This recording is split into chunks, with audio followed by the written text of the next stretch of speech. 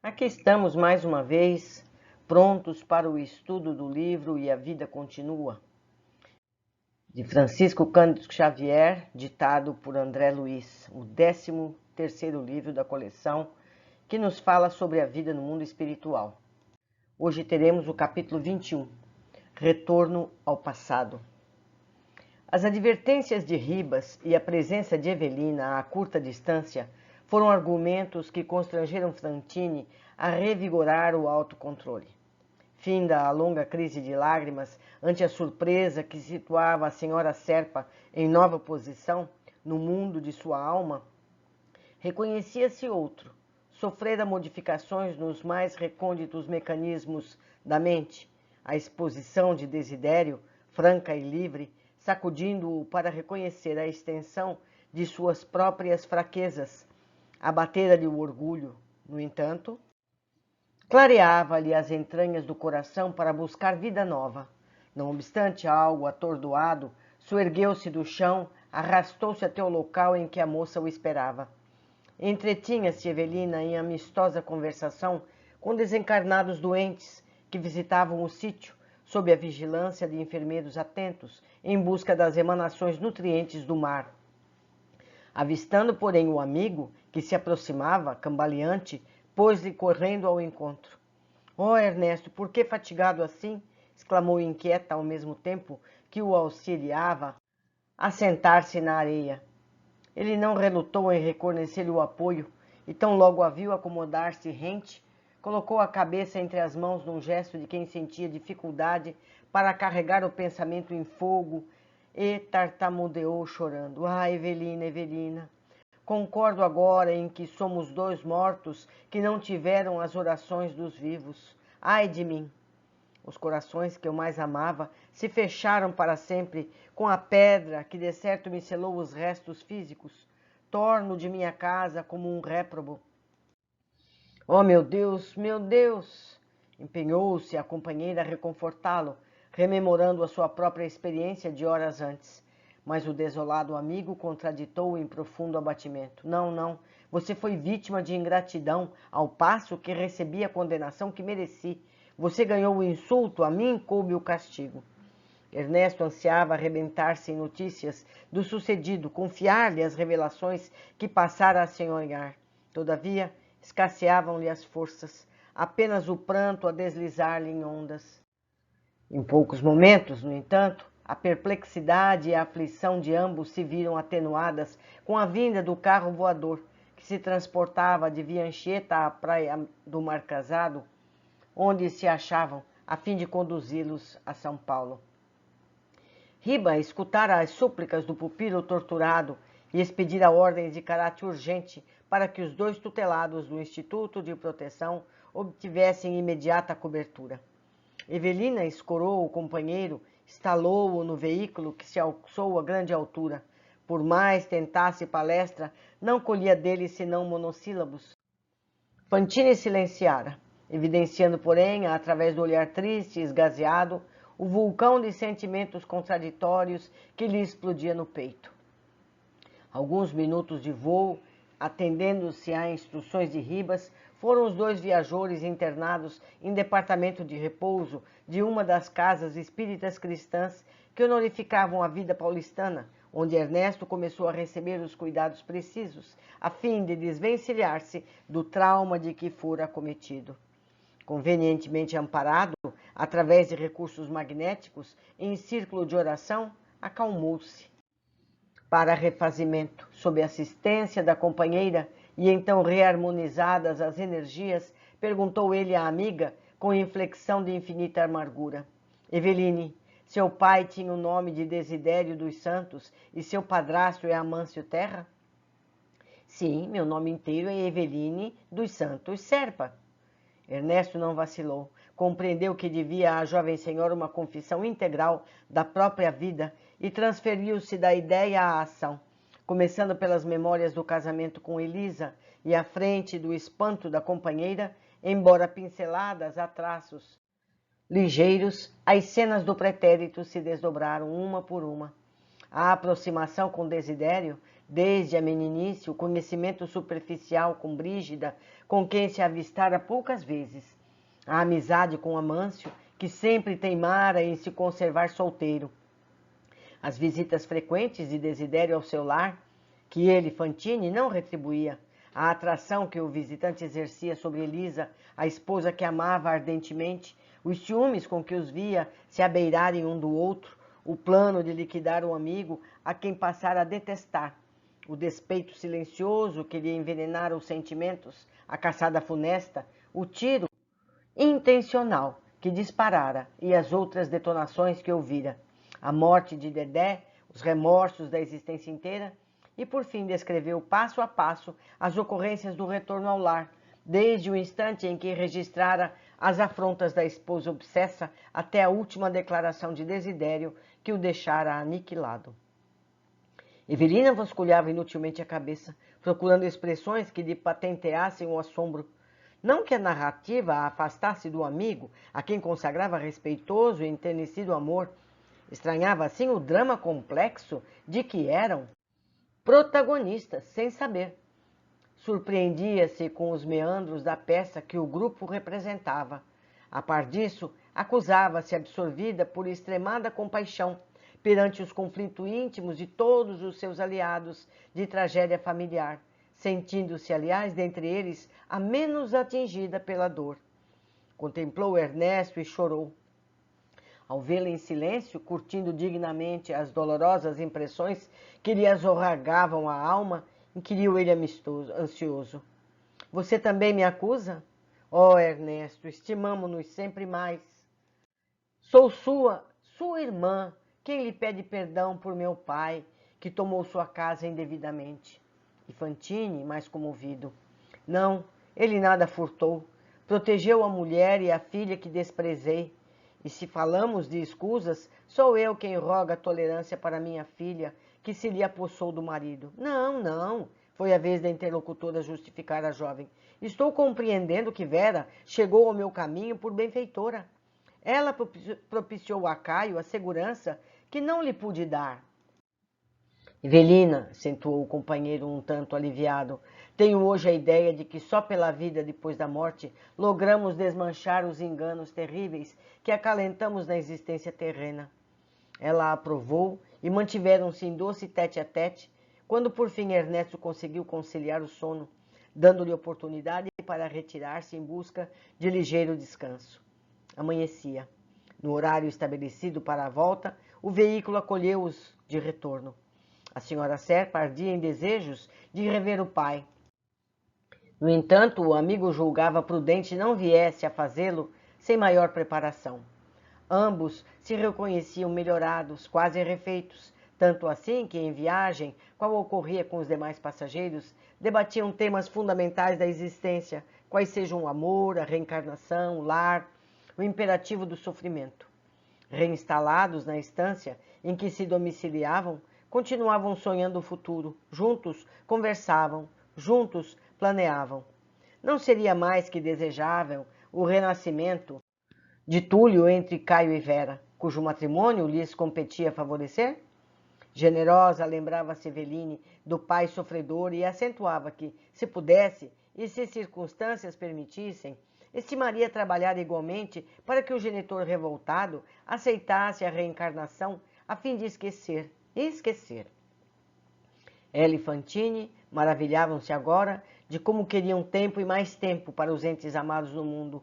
Orariam por eles, suplicariam a Deus lhes prolongasse a existência no mundo físico, no interesse da equipe familiar e deles mesmos. A senhora Serpa já imaginava contemplar Mancini no ambiente de Caio para que se reconciliassem, e Ernesto concordava em que se fazia mistério analisar a conveniência de uma aproximação entre Amâncio e Desidério, a fim de que lhes fosse concedido transfigurar aversão em simpatia, discórdia em união. Sonhavam. Decorridos 10 dias sobre o primeiro regresso a São Paulo, quando ambos já se admitiam plenamente refeitos, solicitaram audiência com Ribas, de modo a expor-lhe as ideias novas e comentar os acontecimentos havidos. O mentor acolheu-os com a lhanheza de hábito, ouviu-lhes atenciosamente os projetos. Entretanto, com surpresa para os dois visitantes, sintetizou as respostas que ambos preferiam fossem mais longas. Meus caros, quanto às súplicas de nosso Fantini chegaram até nós, não somente promovemos o socorro preciso, como também solicitamos anotações de todos os eventos familiares de que se veem partícipes. Sabemos agora, em documentação adequada, tudo aquilo de que se informaram. Quanto aos nossos deveres de ordem moral, já nos entendemos aqui suficientemente em dilatadas entrevistas. Orientação possuímos, como é fácil de entender. Alçamos a faixa de ação plena no trabalho espiritual, que vocês, aliás, reclamaram por reiteradas vezes. Será justo continuar agindo em favor de nossos? Indagou Ernesto num sincero propósito de acertar. Obrigação, meu amigo, isso é nossa obrigação, declarou Ribas. Os que conhecem precisam auxiliar os que ignoram, e não apenas auxiliar simplesmente, mas auxiliar com muito amor. Acaso ser-nos-á lícito mentalizar reencarnações para Mancini, meu pai, em futuro próximo? Abalançou-se dizer Evelina tímida. Como não, minha filha? Para isso, contudo, é indispensável estabelecer dados concretos, com planejamento exato. Sem dúvida, somos uma família só perante a divina providência. Estamos todos interligados, com o dever de assistência mútua. A evolução é a nossa lenta caminhada de retorno para Deus. Os que mais amam vão à frente, traçando o caminho aos seus irmãos. Estimaríamos alguma indicação, algum conselho? Para começar, aventou Fantini, evidenciando preocupação de quem não desejava ser importuno. O orientador resumiu. Estamos com estabelecimentos de 10 dias passados. Enviarei observador imparcial ainda hoje a São Paulo para conhecer as condições gerais dos irmãos implicados no assunto. Ao passo que vocês dois, amanhã mesmo, poderão visitar o sul paulista, buscando o necessário contato com os familiares que ainda não puderam rever. De volta, amanhã à noite, entraremos em estudos produtivos, de vez que disporemos de elementos esclarecedores, atuais e corretos. O entendimento foi encerrado. No dia seguinte, em condução regular da cidade espiritual para o mundo físico, olha só, tem ônibus que circula de um lado para o outro ali, regular. Os dois amigos atingiram a cidade, em cujos arredores Amâncio edificara o ninho doméstico. Seguida por aquele que se fizera irmão e benfeitor inseparável, Evelina transpôs o umbral da antiga residência. E foi um doce voltar aos dias da meninice. Parecia-lhe estar regressando sequiosa de afeto ao domicílio sorarengo, como nos tempos da juventude. Quando se lhe abriam as férias escolares, além de pomar farto, aqui a porteira vestida de trepadeiras silvestres, mais alguns passos o pátio enorme, espraiando-se na direção dos largos terreiros de tratamento do café. Apoiando-se no braço do amigo, a moça caminhou até a porta de entrada, sob o império das reminiscências que lhe senhoreavam a alma. Atravessou-a com o enternecimento de quem penetra num local profundamente sagrado ao coração. O mesmo ambiente, revestido de paz, a sala de visitas com o velho mobiliário que lhe falava tão alto a lembrança, o relógio de parede que a genitora se orgulhava de haver recebido dos avós, os tapetes em peles de bracaias que Amâncio abatera nos seus áureos tempos de caçador, quando de várias incursões de Mato Grosso, o lustre de 5 lâmpadas a penderem do teto, o piano em que tantas vezes acompanhara extasiada os ágeis dedos maternos nas interpretações de Chopin. Uma surpresa banhou-a de júbilo. Na parte superior do instrumento, ao lado de esquecidas composições musicais, jazia uma foto que a retratava na juventude, e junto a esta recordação de família, uma rosa desbotada lhe comunicava a ternura materna. A moça correu para a varanda lateral, em que Amâncio e a esposa costumavam descansar após as refeições, e ali os encontrou em serena palestra, cada qual à sua poltrona. Então, dominada por indizível emoção, ajoelhou-se diante da genitora, em cujo rosto descobria mais rugas, emolduradas por amplas faixas de cabelos brancos, e, depondo a cabeça em seus joelhos, chorou convulsivamente, como fazia nas contrariedades e caprichos da infância. Dona Brígida não lhe registrou a presença em sentido direto. Entretanto, parou o olhar cismarento no arvoredo próximo, sentindo de súbito intraduzíveis saudades da filha. Represaram-lhe as lágrimas que não chegaram a cair. Que vontade de rever minha querida Eveline.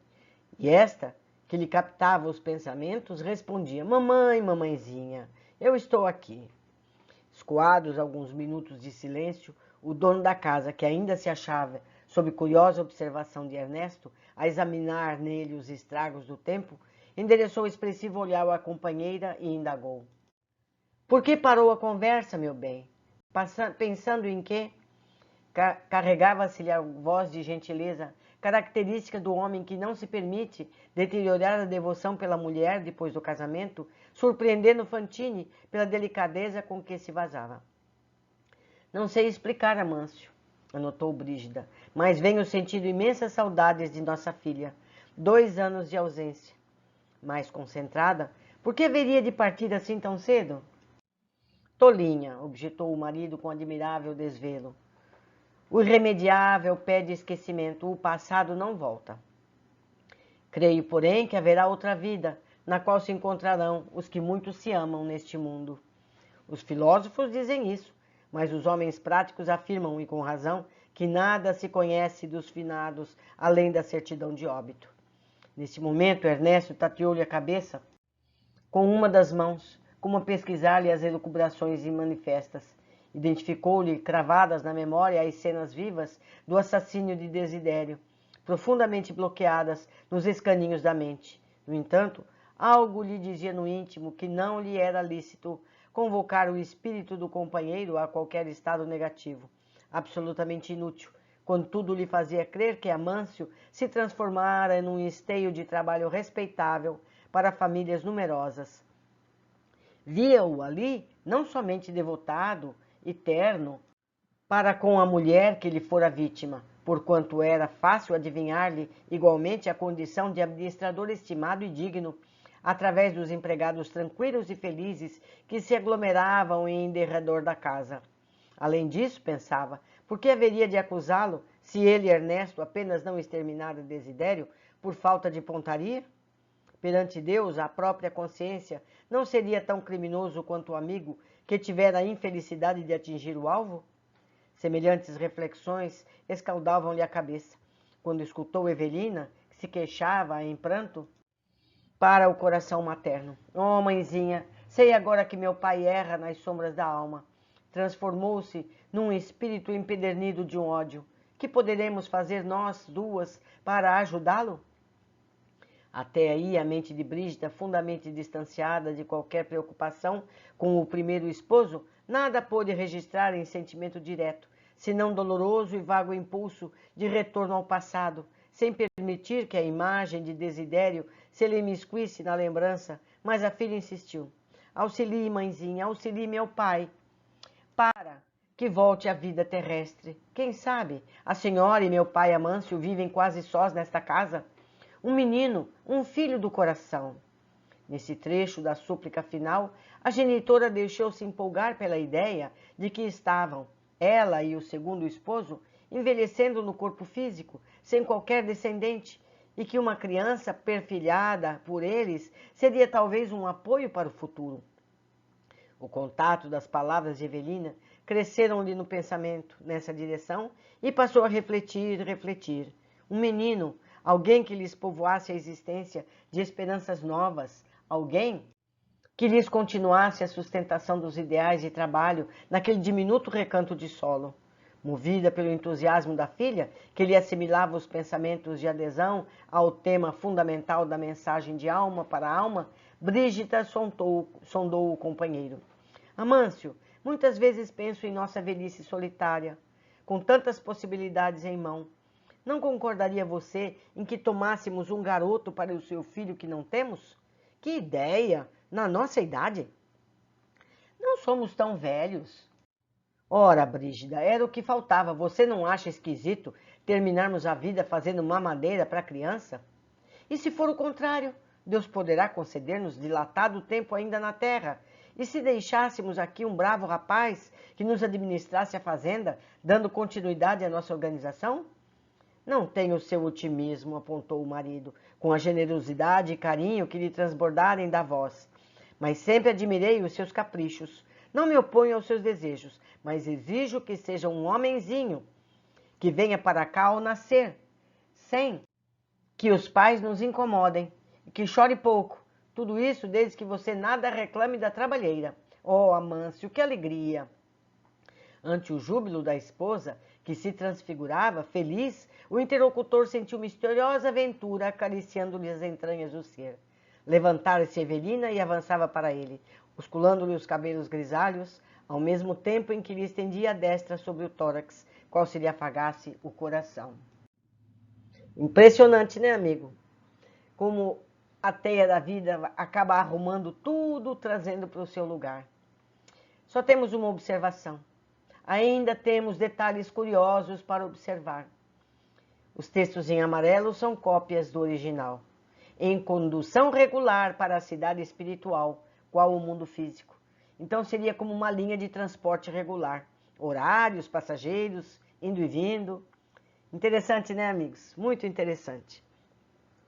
Deixo vocês aqui, meditando em tudo isso. Deixo o meu contato e espero que vocês me escrevam, me ajudando a aprender mais sobre essa lição. Um grande abraço.